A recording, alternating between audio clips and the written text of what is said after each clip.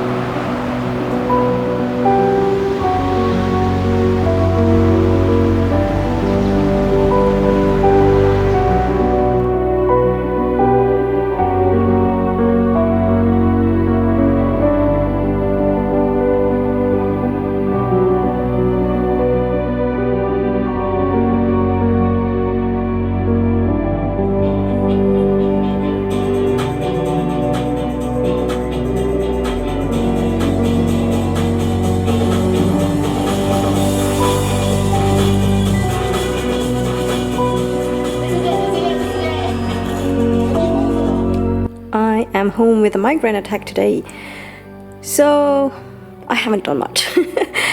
And I've been trying to read a little bit, but there's like a limited degree of focus, and my brain is really weird when I have a migraine attack. So yeah, I'm trying to read a little bit. Might also watch a little bit of more of One Day on Netflix. So far, I think the TV series is quite good. They have changed some stuff, but I think the changes they have done are quite good. It's a bit more modernized in some aspect, and that's a good thing. And yeah, but sometimes there's also some dialogue that is directly picked from the book, which is also kind of cool. But yeah, so far I'm really enjoying the TV series quite a lot. The book is not bad. Not as good as I remember it to be, but I guess that's looking at with my 2024 eyes at a fairly old book, or not old, but it is 15 years old or something. Also, I wanted you to see this. My peace lily is blooming again. I'm very thrilled about that.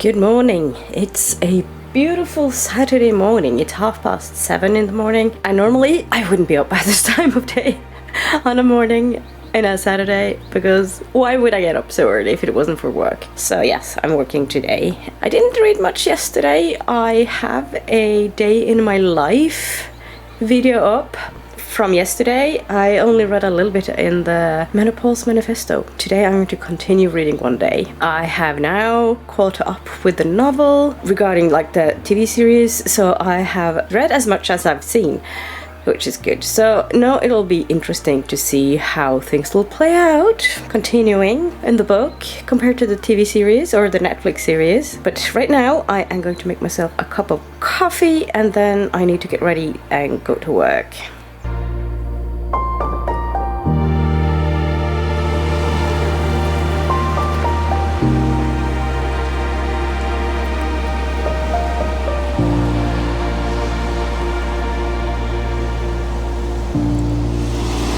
I have arrived at the bus stop. I calculated in some extra time because it is freezing.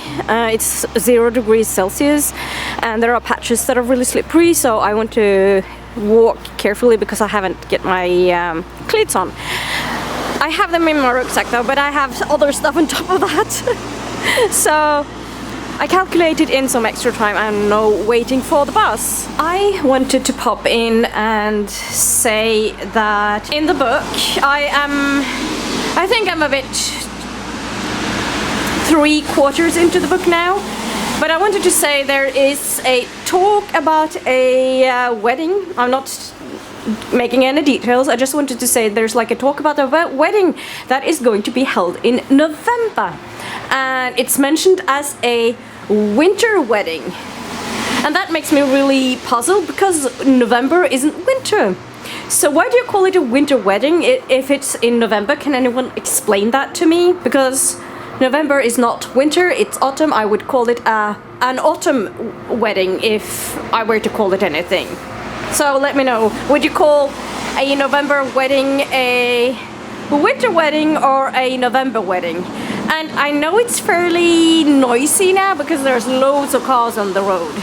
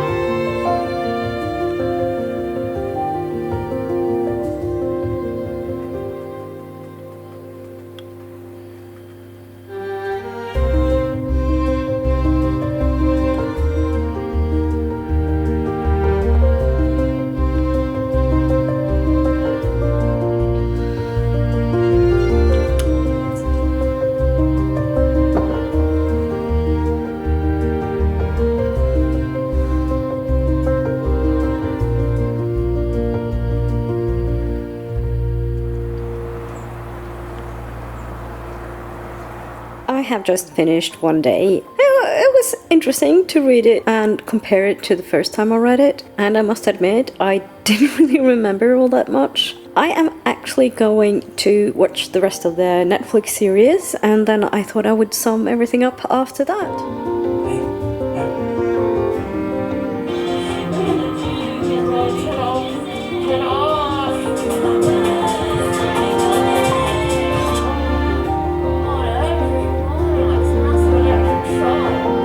Okay, so I thought I would end this video with summing up a little bit my thoughts around the Netflix series and the book. I can't really remember what I already said, so if I repeat myself, I'm sorry. But of course, I know I already talked about like there have been like differences between the TV series or the Netflix series and the book that I understood and I didn't have any problems with. There was one thing I kind of wished they had done in the Netflix series though that they did in the book. They talked about aging. In the Netflix series you didn't see the people in the story age, really, and it spans over, can't really remember, is it like 20 years? And I find it very odd that you don't really see the differences in age when you're in your 20s and in your 40s, because there's a difference. Believe me, there's a difference. Not necessarily like wrinkles or anything, but you might like put on weight or other things. And especially in the books where you actually do talk about aging, specifically when it comes to Dexter, there's like a whole thing about him aging, and I think it's a pity they didn't include that in the Netflix series, because I think it would like add a little extra thing, at least for me. I'm turning 50 this year, so yes. Other than that, it was interesting to read the book now, so long after my first read. Okay, so long. It was 12 years approximately. I first read it in 2011 and now it's 2024. So a good while since I read it the first time. There was a lot of things I didn't remember, and that's maybe not a surprise. But there's also a lot of things I did remember, but all good. I really liked it. I also really liked the fact that they keep some of the conversations, or the not conversations, but some of the stuff that they say, and the word escapes me. And if you don't know, I have a migraine disease, and one of the things that affects you is that you forget words, and English not being my native language also it doesn't help. There are a lot of times I just forget words, and it's not monologue and it's not conversation, and the word is on the tip of my tongue, but right now I don't remember the word, but it's like what they say, and it's kept from the books. There are things that are in the books and they kind of transferred it into the Netflix series, and I think that was really good. So all in all, I really enjoyed the Netflix series. The book was okay. I remember really liking it the first time I read it, but at this point there are things it's interesting to read them with a set different lenses, if you call it that, a different kind of view, all the things I have with me now that I didn't have back in 2011, like mindset, because you do develop your view of the world and things like that as you age and as you get older, and I think that has affected me as well. Didn't think it as good as this time, and that reminds me of when I read The Alchemist by Paulo Coelho. First time I read it, I can't remember when that was, but I remember really, really loving it, and then I reread it several years later, and I was like, why did I love this? This isn't good at all. I don't like this book at all. So that's a really interesting aspect, how your view of a book can change so drastically. Not as much with One Day though, but still quite different in many ways. So will I reread it yet again? Probably not. It was okay, but not a fantastic book. Not like the first time I read it. But I really enjoyed the TV or Netflix series. It wasn't bad. Dialogue was the word. I'm glad they kept some of the dialogue.